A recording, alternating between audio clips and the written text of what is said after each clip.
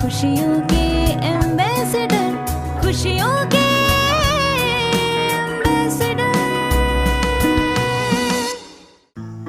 तो फिर क्यों ना ऐसे स्कूल शुरू किया, ऐसे लोगों को हम एडमिशन दें जो डिप्राइव्ड है, डाउन ट्रोडन है, इकोनॉमिकली बैकवर्ड है, उन पे मेहनत लेना। पिछली बार हम आपको लेकर गए थे महाराष्ट्र के बुल्ढाना जिले में स्थित चेतना विकास प्राथमिक व उच्च प्राथमिक विद्यालय परडा, जहां आपने देखा आदिवासी बहुल गांव के छोटे छोटे नन्हे मुन्ने बच्चे किस विधि से पढ़ाई करते हैं।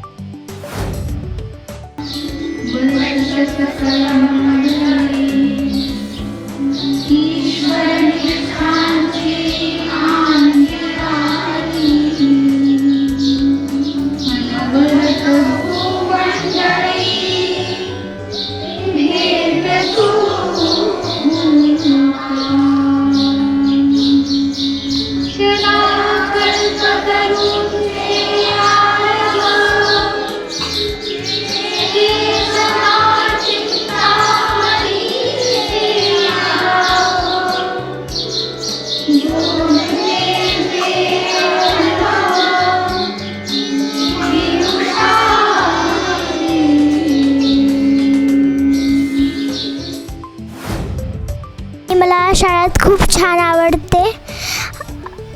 माझ्यासोबत सगळे प्रेमाने बोलतात आणि मॅडम पण खूप प्रेमाने बोलतात। ही शाळा मला खूप आवडते। आज हम आपकी मुलाकात कराएंगे परडा विद्यालय के उन लोगों से जिनकी भागीदारी में, जिनकी जिम्मेदारी में ये विद्यालय बहुत सुंदर तरीके से चल रहा है।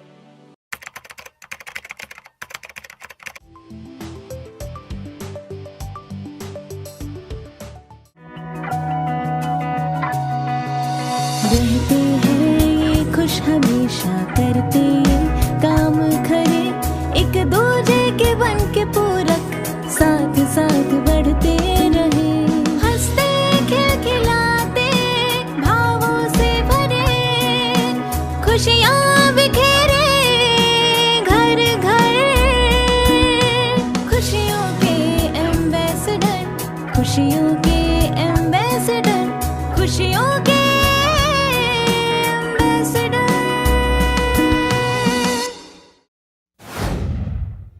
किसी भी संस्था को सफल बनाना है तो इसके लिए संस्था के स्थापना का लक्ष्य, दिशा और कार्य योजना स्पष्ट होनी चाहिए।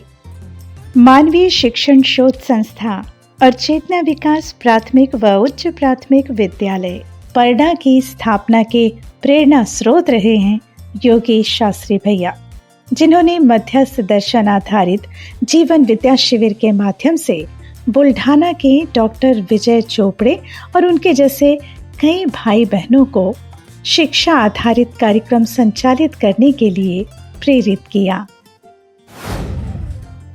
विद्यालय 4 सूत्रों से है। अभिभावक है, शिक्षक है, समाज है और विद्यार्थी है।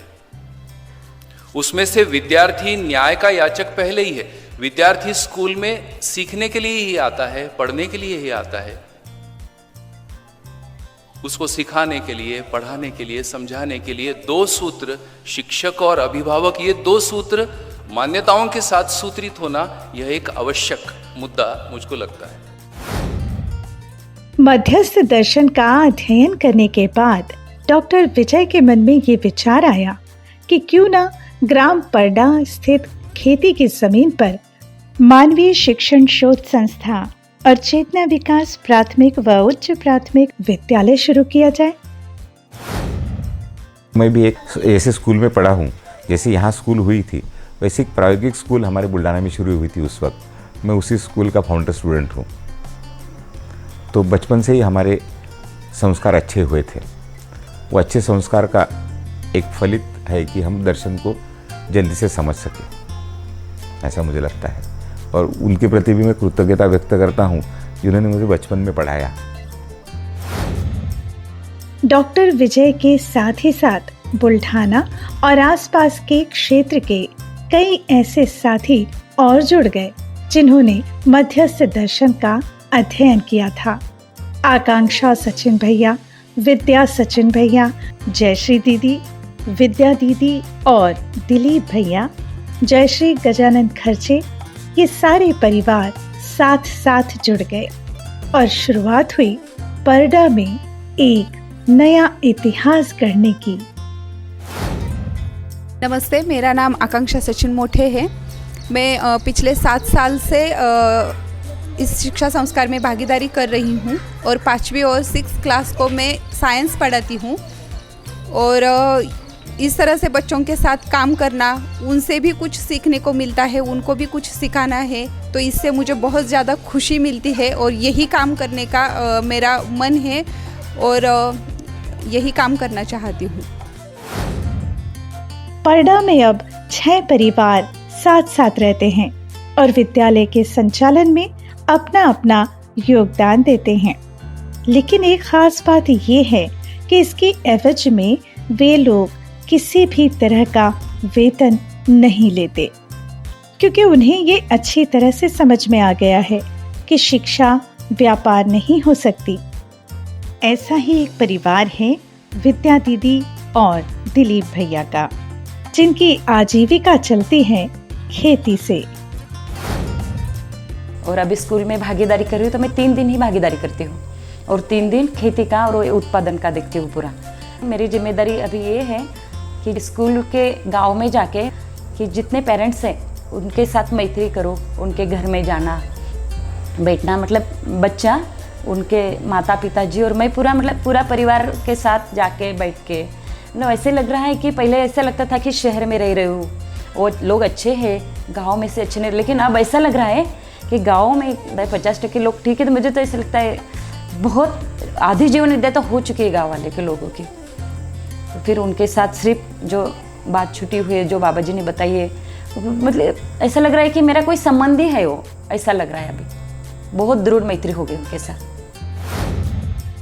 परडा के विद्यालय में ग्रामीण बच्चों को बिना वेतन के शिक्षा संस्कार उपलब्ध कराने की खुशी सभी अध्यापक अध्यापिकाओं के चेहरे पर साफ नजर आती है। दर्शन से 2010 में परिचय हुआ और फिर बाद में शिक्षा संस्कार में भागीदारी करने का मन बना। अचोटी में जब 6 माह का अध्ययन हुआ था, तभी हम 2 बहनें, आकांक्षा दीदी और मैं, हम दोनों साथ में स्कूल की जिम्मेदारी संभाल रहे हैं अभी।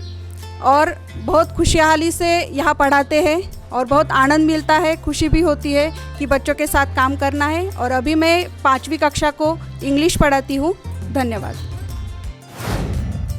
मैं 1st क्लास को पढ़ाती हूँ और मुझे छोटे बच्चे अच्छे लगते हैं और उनको, छोटे बच्चों को मैं एक्टिविटी के साथ पढ़ाती हूँ। मतलब उनको पहले कंसेप्ट बताती हूँ, बाद में उनको लिखना सिखाती हूँ।